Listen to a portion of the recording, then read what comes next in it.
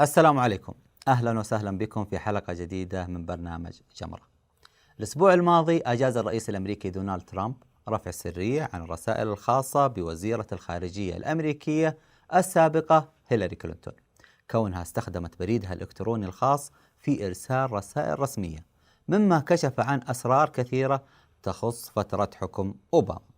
وأعتقد أن أهم ما تضمنته الوثائق تم التطرق له سابقا في حلقات جمرة، من دعم الفوضى في الدول العربية في أحداث ما يسمى بالربيع العربي، وأيضا المساهمة في صعود تنظيم الإخوان المسلمين بدعمه لتولي السلطة في عدة بلدان، وهم عابدين، والاتفاق النووي الإيراني وغيرها. هذا كله ليس بموضوع هذه الحلقة. موضوعنا أهم وأكبر، إذ سنكشف عن علاقة الحزب الديمقراطي الأمريكي ببنك التنمية الإسلامي بجدة، ودور البنك في تمويل مشاريع إيران النووية. حياكم الله. تأسس البنك الإسلامي للتنمية عام 1973، وكان الهدف من تأسيسه دعم وتنمية التقدم الاقتصادي والاجتماعي لدول الأعضاء في منظمة التعاون الإسلامي البالغ عددها 56 دولة. ساهمت في تأسيسه عدة دول، على رأسها السعودية أكبر المساهمين بحوالي 25%، ولا زالت أكبر الداعمين له، بالإضافة إلى ليبيا، الإمارات، إيران، قطر، الكويت، باكستان، إندونيسيا، مصر، الجزائر، تركيا. تفضلت السعودية باستضافة مقر البنك، وأهدت له قطعة أرض، وساهمت بمبلغ 50 مليون ريال لتشييد وتأسيس المبنى. ومنذ عمل عبد الله غول الرئيس السابق لتركيا في البنك من عام 1983 إلى عام 91، تغلغل تنظيم الإخوان المسلمين حتى وصل إلى مفاصله، وأصبح البنك بشكل أو بآخر مظلة لتمويل التنظيم ودعم أهدافه، بما فيها برنامج إيران النووي بطرق خطيرة لا يستوعبها العقل. بل أصبح عمل البنك بمثابة طعنة في خاصرة السعودية، الدولة اللي استضافته ودعمته من أجل هدف سامي يساهم في تنمية كل الدول الإسلامية. ولكن للأسف كانت هناك تحالفات سرية تريد الإضرار بالدول العربية والإسلامية، وتحديدا السعودية، وضرب مصالح السعودية بالغرب عن طريق البنك كونه يقع على أراضيها، على الرغم من أن البنك ليس تحت وصاية السعودية، اللهم المقر فيها، مثل البنك الدولي في واشنطن أو منظمة الأمم المتحدة في نيويورك ليست تحت الوصاية الأمريكية. ما سبق كان مقدمة عن البنك، وحتى هذه الحلقة هي مدخل لما هو آت. خلونا قبل ما نتكلم عن البنك وإيران، ودي أشرح كيف يستخدم تنظيم الإخوان المسلمين البنك كمظلة لتمويل التنظيم. مثلا يعلن البنك دعم مشاريع في الصومال ولا في السودان أو حتى في ألبانيا بمبلغ 20 مليون ولا 50 مليون أو 100 مليون دولار أو حتى أكثر، ويطرحها كمناقصة للشركات داخل تلك الدول وأحيانا خارجها من أجل تنفيذ المشاريع. تجار التنظيم عندهم خبر مسبق بتلك المشاريع، فيأسسون شركات وهمية تعرف بالأوفشور، ويسوون لهم مكتب داخل ذلك البلد، ومن ثم يرسى على هذه الشركة المشروع المراد تنفيذه. غالبا تنشأ شركات الأوفشور لأغراض غير مشروعة، مثل غسل الأموال والتهرب الضريبي، ويكون مقرها الجزر العذراء في بريطانيا أو حتى في بنما، ومثلا يسمونها الشركة الألبانية المتحدة أو الشركة الصومالية المتحدة، وهكذا. هذه وثيقة لإحدى الشركات التي رسى عليها مشروع في ألبانيا بمبلغ 20 مليون دولار. ولما تتبعنا الموقع الصحيح للشركة من خلال أحد الأرقام الموجودة في الوثيقة، وجدنا الموقع في جدة لشركة ما. نجي الآن لإيران. قام البنك بتمويل إيران بناء على مصادر البنك المعلنة بمبلغ إجمالي يصل إلى حوالي 6 مليار دولار لتمويل المشاريع التنموية في إيران. هذه ليست مشكلة، فإيران عضو مؤسس في البنك، على الرغم من أنها لم تقم بتسديد البنك منذ عام 2016. وقبل شهرين دعم البنك إيران بمبلغ 130 مليون دولار لمواجهة فيروس كورونا. ولكن المشكلة وين؟ أغلب الشركات والبنوك التي يمولها البنك مدرجة على قوائم الإرهاب التي أعلن عنها مركز استهداف تمويل الإرهاب العام الماضي، وقال أن هذه البنوك والشركات هي أكبر الداعمين للحرس الثوري الإيراني وتنظيم حزب الله. والأخطر أن البنك أعلن قبل سنوات قليلة أنه قام بتمويل مشاريع بنى تحتية وصرف صحي في مدينة بوشهر بمبلغ 200 مليون دولار. إيش هي بوشهر؟ هي المدينة التي تبني وتطور فيها إيران المفاعل النووي. الموضوع من سنتين جمرات تبحث فيه ولا زال البحث مستمر. طيب حسين، البنك يمول إيران وعرفنا. إيش دخل الحزب الديمقراطي في الموضوع؟ لأول مرة عام 2006 ينتخب الأمريكيين نائب مسلم لعضوية الكونغرس اسمه كيث إليسون، مرشح من الحزب الديمقراطي.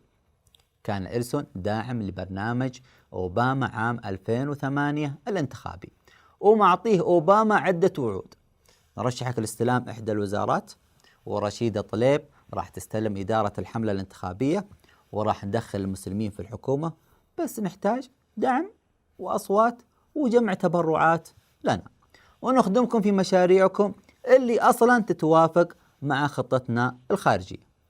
قرر إليسون في نفس العام أن يذهب إلى مكة لأداء العمرة، والتقى بعدة شخصيات، ومر على البنك الإسلامي للتنمية.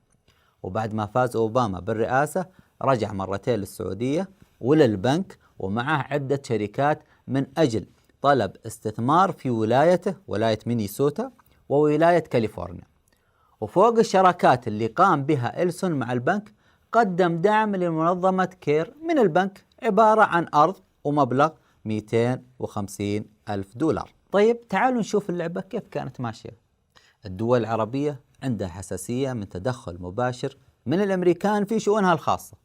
الحل سهل، مو أصلا البنك الإسلامي عنده مشاريع في كل الدول العربية والإسلامية؟ ندخل خططنا من تحت هذه المشاريع من باب تنمية الشباب وإيجاد الوظائف وغيرها.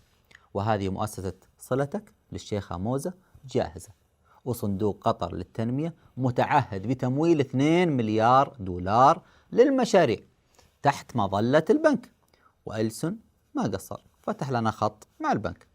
عام 2010 وفي قطر خلال منتدى أمريكا والعالم الإسلامي تم تعيين ولأول مرة مبعوث أمريكي لدى منظمة التعاون الإسلامي يدعى رشاد حسين. I'm proud to announce today that I'm appointing my special envoy to the OIC, Rashad Hussain, as an accomplished lawyer and a close and trusted member of my White House staff.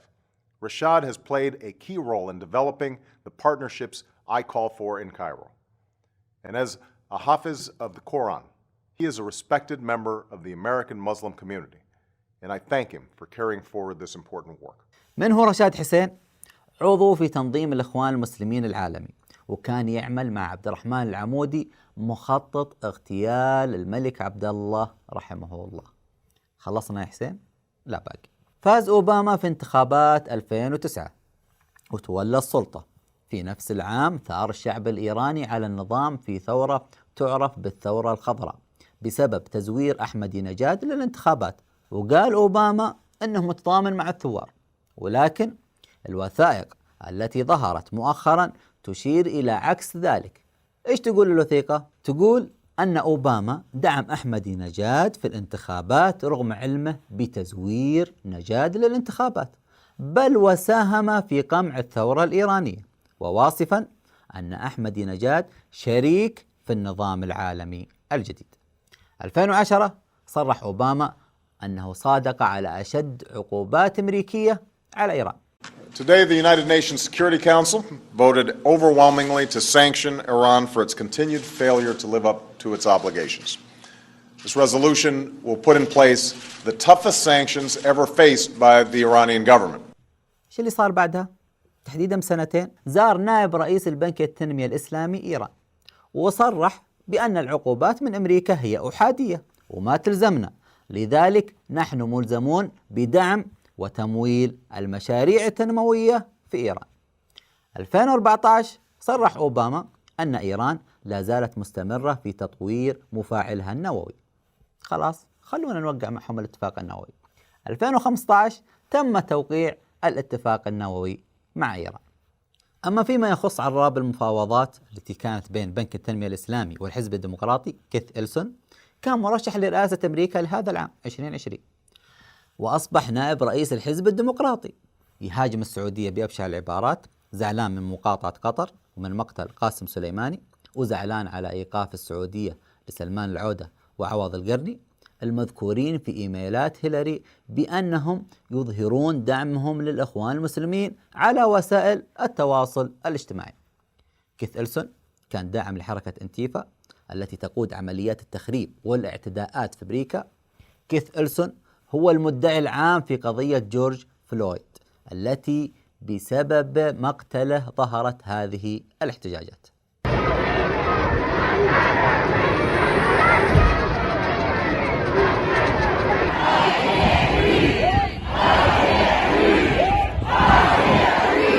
نسيت أقول أن كيث إلسون اعتدى على صديقته، وهذا التقرير الطبي لحالتها، لكن الإعلام ما يهتم بهذه الأخبار.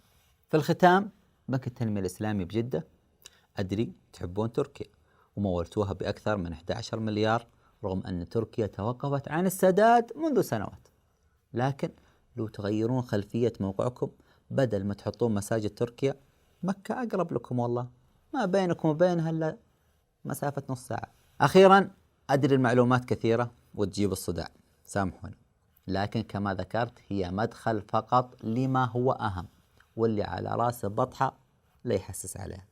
جمرة تتولى الموضوع. جمرتكم تزداد اشتعالا. إلى اللقاء.